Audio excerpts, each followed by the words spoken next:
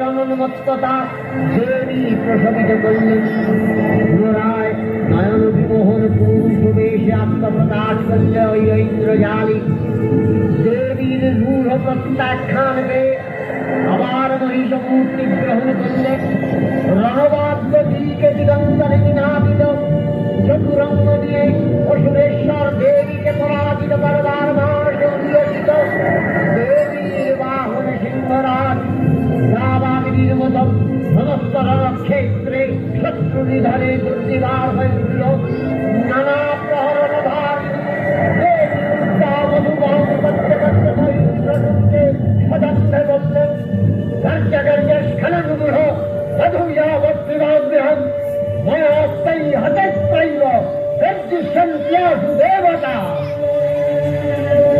দেবতাগণ সানন্দে দেখলেন দুর্গা মহিষাসুরকে শুলে বিদ্ধ করেছেন, আর খড়গনিপাতে দৈত্যের মস্তক ভুলুণ্ঠিত।